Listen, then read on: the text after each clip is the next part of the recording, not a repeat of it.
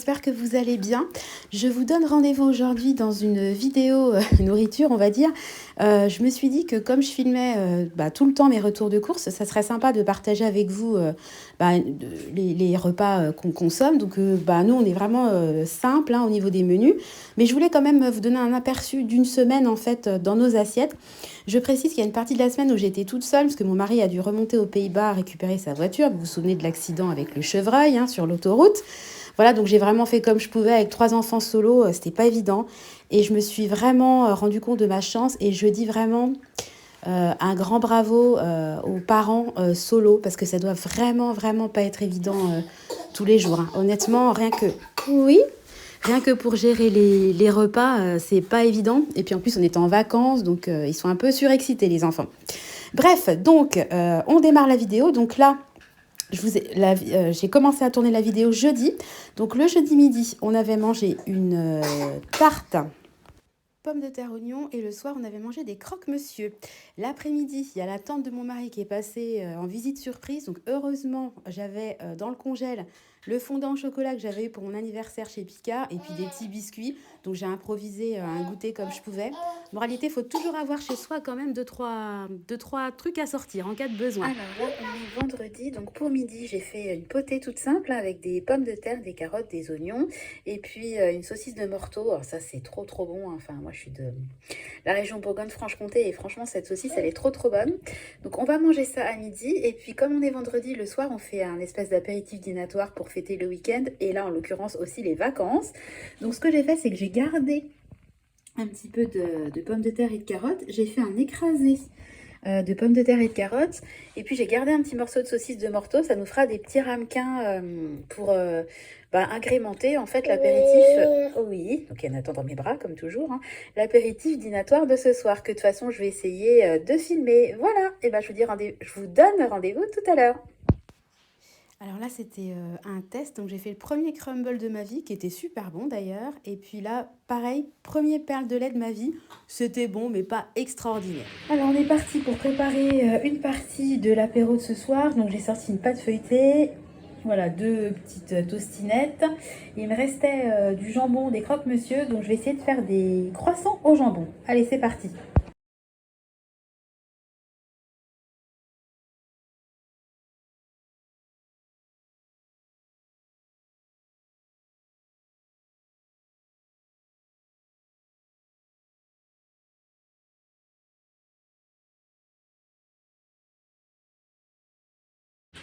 Et voilà, alors le résultat, franchement je suis contente, ça a l'air bien bon, je pense qu'on va se régaler. T'en penses Finlay? T'es d'accord?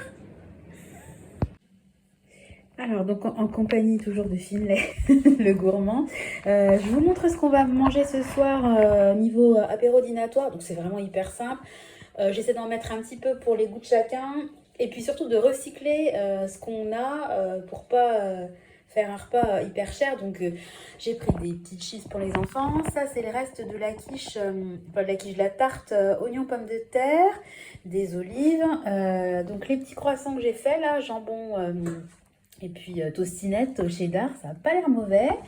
Ensuite j'avais acheté un concombre, donc j'ai fait tout simplement des petits concombres à la crème, mais bon, mis dans les verrines, c'est toujours sympa pour les enfants, ils aiment bien. Et puis j'ai recyclé la potée qu'on a mangée à midi, je l'ai fait en écrasé et puis j'ai mis dessus des petits morceaux de la saucisse de Morteau qui restait. Et puis au-dessus, et puis pour finir, on mangera le crumble à la poire. Donc j'ai goûté le crumble, franchement c'est pas mauvais.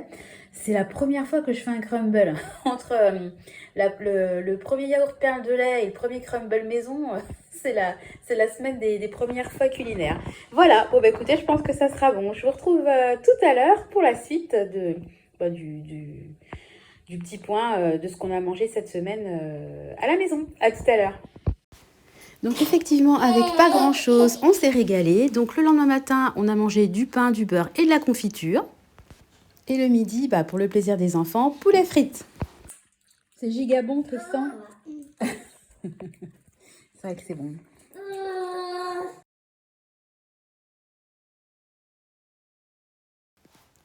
Donc comme vous pouvez voir l'état du plat, le crumble a été validé. C'était très bon, on s'est régalé. Et le soir, on a fini les restes du poulet avec des carottes râpées. Donc le lendemain midi, c'était Pâques, donc on était invités chez mes parents pour le déjeuner. Dès le matin, on s'est mis en cuisine avec Clément et mon mari, on a décidé de faire des pancakes.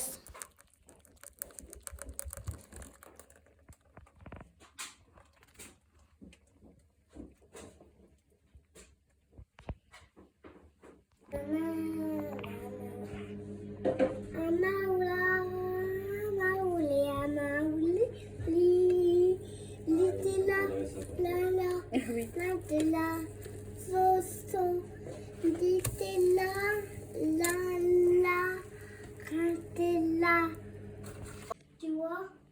Ah d'accord. Oh, Et ça voilà. fait un volcan. Ça fait un volcan, ouais.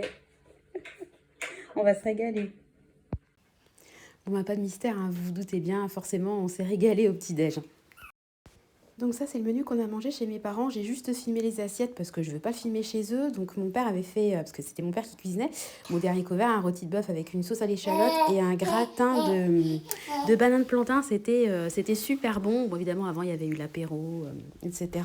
Et puis en dessert, ils avaient acheté plein de petites mignardises. Donc j'ai trouvé que c'était sympa. Tout le monde en a eu, selon ses goûts. Donc les enfants et nous avons beaucoup apprécié. Puis le soir, quand on est rentré, on était KO. Donc on a juste mangé des coquillettes au beurre et on s'est couché. Le lendemain, on a fini les pancakes parce que vous avez vu que j'avais fait une montagne de pancakes. Alors là, Clément, qu'est-ce qu'on prépare? Je sais pas. Tu sais pas? Un velouté de petits pois. On a mis une pomme de terre dedans. Et puis là, on a pris des échalotes, des copeaux de parmesan. Je vais faire une sauce avec ça. On va faire du poulet grillé, on va faire une salade César. Donc c'est parti. Enfin, salade César version un peu light. Enfin, on va essayer tout à l'heure. Alors, avec en fond sonore l'aspirateur et le robot aspirateur et le camion de pompier de Clément, je vais quand même vous montrer ce que je vais mettre dans la sauce César. Donc, je vais mettre 2 petits Suisses, des copeaux de parmesan, de l'échalote, du jus de citron. Théoriquement, c'est du jaune, moi j'ai que du vert. Donc, je vais m'en contenter, du poivre, du sel, un peu de moutarde et du parmesan. Alors évidemment les puristes me diront que c'est pas du tout ça la sauce César, mais moi c'est la sauce César que j'aime bien. Quand je faisais Weight Watchers, c'est une sauce qui s'apparente un peu à ce que je faisais quand je faisais mon rééquilibrage là-bas. Voilà, bah écoutez, je fais tout ça et puis je vous montre ce que ça donne. Alors voilà ce que ça donne, j'ai goûté, c'est bon. Alors au final les copeaux de parmesan je les mettrai sur la salade et pas dans la sauce salade. J'ai mis juste le parmesan en poudre dans la sauce et j'ai détendu un peu la sauce avec de l'eau. C'est un truc que je fais souvent pour quand il y a des sauces un peu épaisses avec base de crème ou de yaourt. Des fois elles sont je trouve trop épaisses. Moi je rajoute un peu d'eau et puis déjà ça fait plus de sauce, ça se sent pas du tout au goût et puis c'est toujours plus light que de rajouter de l'huile par exemple. Voilà, bah, écoutez, je vous montre ce que ça donne une fois que ça sera assemblé.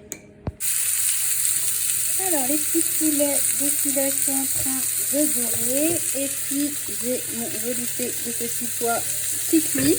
Alors ce midi on va manger la salade César et puis ce soir on mangera le velouté de petits pois et puis il nous reste des coquillettes d'hier soir, il nous reste un peu de cervelas.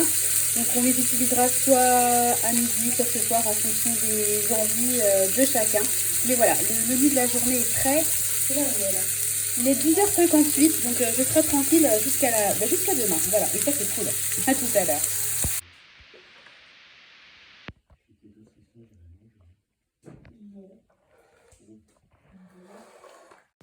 Voilà, donc là je vous mets un aperçu de nos 4 assiettes pour que vous voyez un petit peu à quoi ça ressemblait.